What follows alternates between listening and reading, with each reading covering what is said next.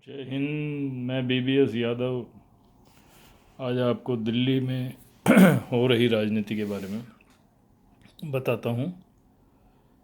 तीन पार्टियां हैं यहाँ मुख्य तौर पे, कांग्रेस, बीजेपी और आम आदमी पार्टी। और बाकी जो पार्टियां थी वो सब ख़त्म हो गई तकरीबन। जनता दल था, बसपा थी जो 13% वोट ले जाती थी, जनता दल का भी तकरीबन इतना ही वोट था। और कई छोटी मोटी पार्टियां हैं, जैसे शरद पवार की पार्टी भी थी, कई थी। तो जो पार्टियां ओबीसी और एससी एसटी की राजनीति करती थी वो पार्टियां लुप्त हो गई, क्योंकि केजरीवाल ने चालाकी से उन लोगों का वोट भी शामिल कर लिया कांग्रेस के वोटों के साथ, जो जनता दल और बसपा को वोट देते थे। क्योंकि वो नेता सारे, जनता दल और बसपा के नेता सक्रिय नहीं रहे।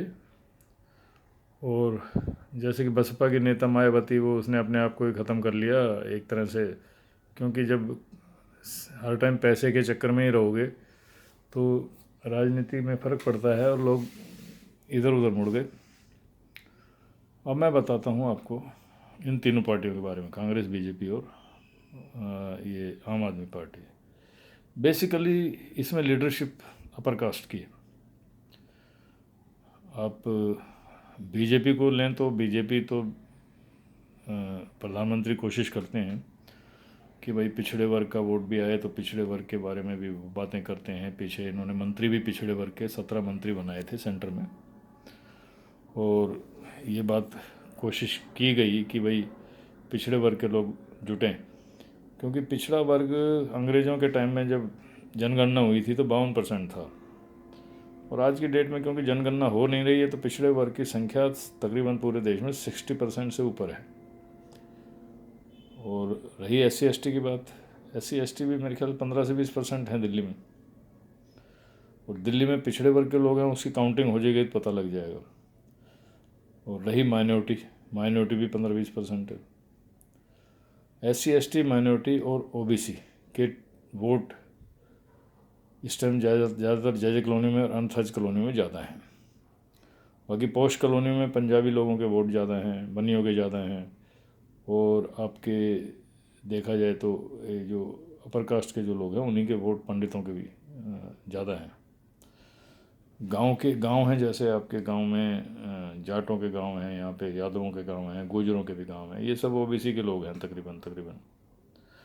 उसमें कुछ बिहार के लोग और पूर्वांचल के लोग, पूर्वी उत्तर प्रदेश के लोग आए हैं। उनकी संख्या में कई तरह के वोट हैं। उसमें ओबीसी के भी वोट हैं, एससी एसटी के भी हैं और अपर कास्ट के भी वोट हैं। तो केजरीवाल ने जिस तरह का कार्य किया, अन्ना को लाके यहाँ पे प्रभावित किया, केजरीवाल की टीम में जितने भी लोग थे वो सारे के सारे अपर कास्ट के लोग थे। और केजरीवाल बेसिकली रिजर्वेशन के खिलाफ आदमी हैं। और कई धरने प्रदर्शन उन्होंने मंडल के खिलाफ और रिजर्वेशन के खिलाफ कई बार किए हैं। उनके वीडियो हैं, उपलब्ध हैं। और इस आदमी ने उन जो आपने लीडरशिप रख रखी है उसमें बहुत से लोग जुड़े थे, जो किरण बेदी और आपका रामदेव है और आपका योगेंद्र यादव है और आनंद कुमार है, बहुत लोग थे, कुमार विश्वास है। ये सभी अपर कास्ट के तकरीबन लोग हैं, जिसमें योगेंद्र यादव है, उसकी नियति भी रिजर्वेशन के खिलाफ ही है तकरीबन। तो इनमें जितने भी लोग थे ये कट गए इससे। आपका प्रशांत भूषण, शांति भूषण, ये सब अपर कास्ट के लोग थे। और अन्ना हजारे जो है वो बॉम्बे से लेके आए गया उन्हें, और उन्हें बिठा दिया गया और टोपी पहना के और कपड़े पहना के बैठा दिया गया। और ये शो किया गया कि ये लोकपाल और भ्रष्टाचार के खिलाफ, जो भ्रष्टाचार जो भी हुआ था, कलमाड़ी ने किया था, कांग्रेस ने किया था, शीला दीक्षित ने किया था दिल्ली में कॉमनवेल्थ गेम्स के टाइम में, उसको मुद्दा इन्होंने लिया। और बहुत सी चीज़ें, और जितने भी आपके घोटाले हुए थे उनको लेके, सारी चीज़ें लेके लोकपाल इन्होंने शोर मचाना शुरू किया कि लोकपाल आएगा तो सब भ्रष्टाचार पकड़ा जाएगा और बड़ी स्वच्छ स्थिति हो जाएगी। अब पब्लिक जो आने लगी वो भी ज़्यादातर वहाँ इंडिया गेट पे जो लोग आते थे बच्चों के साथ घूमने, वो इकट्ठे होने लगे जंतर मंतर पे, और प्रेस वाले मैनेज किए गए।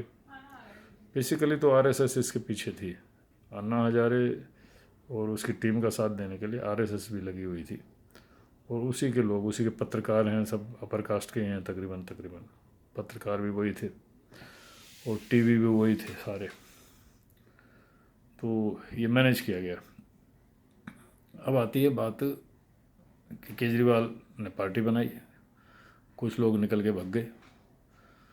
तो जो पार्टी बनाई तो उसमें वही केजरीवाल बनिया है, और इसने अपने घर के, जो लोग कहते हैं कि साडू है सत्येंद्र जैन इसका, वो भी अपर कास्ट का, और आपका गोपाल राय भूमिहार वो भी अपर कास्ट का, एक संजय सिंह है जिसको राज्यसभा का मेंबर बनाया, वो भी राजपूत है अपर कास्ट का, मनीष सिसोदिया अपर कास्ट का, और आपका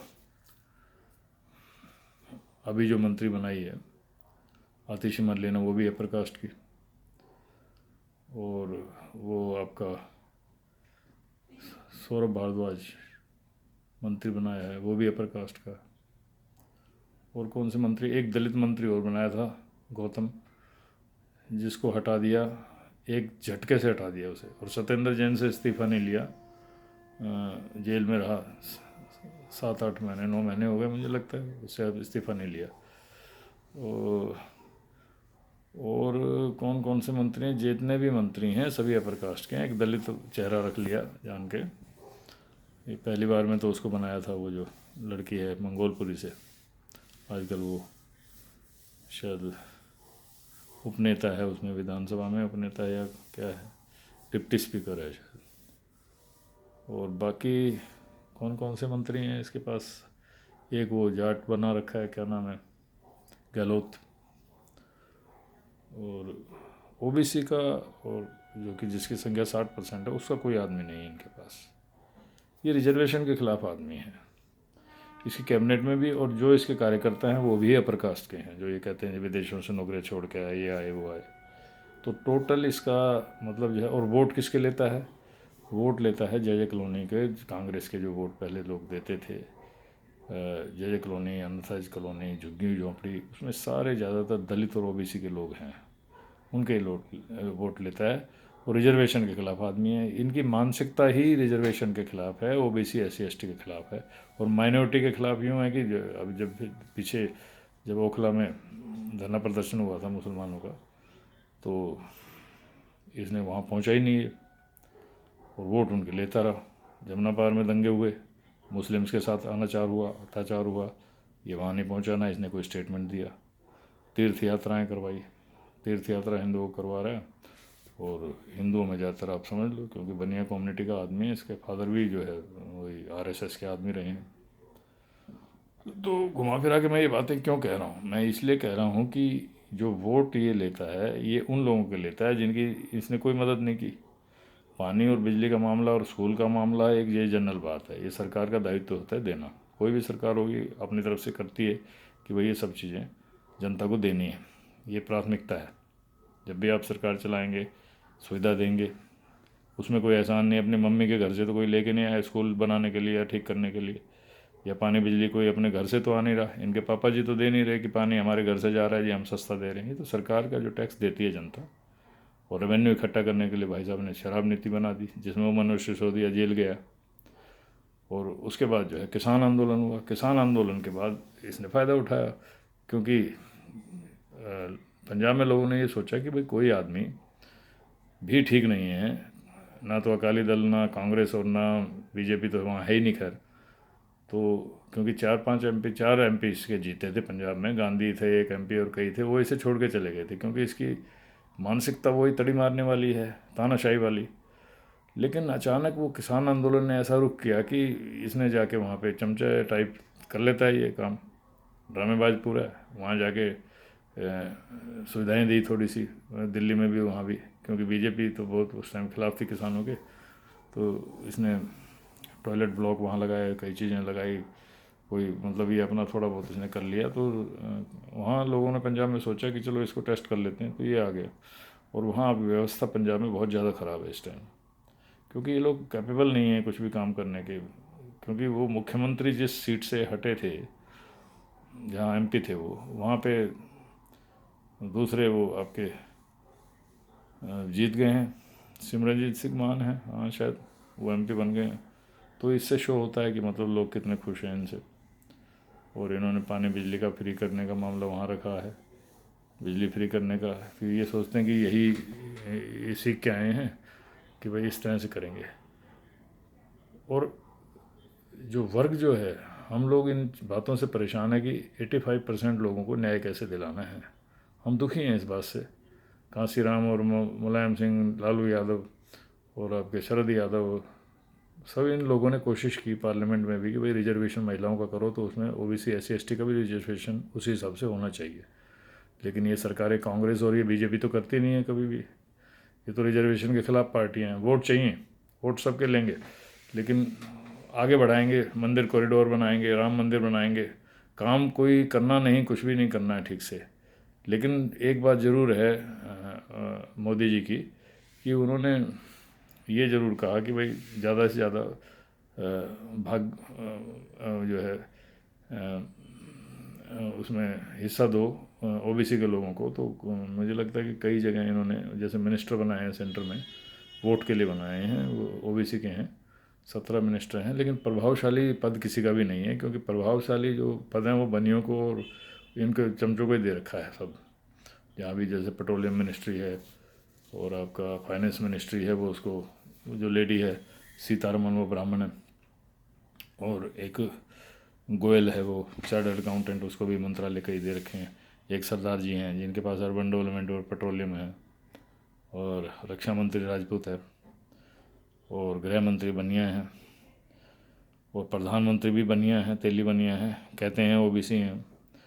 तो यही बात कांग्रेस में थी। कांग्रेस का भी यही काम है, इन्हें समझ ही नहीं है बिल्कुल। मंडल का विरोध किया था कांग्रेस ने। तो उन लोगों को न्याय नहीं मिल पाता जो लोग असली हकदार हैं, जो 85% लोग हैं। बेसिकली ओबीसी के लोग तो 60% से ऊपर हैं। अब ये जनगणना कराएंगे तो पता लग जाएगा इनको।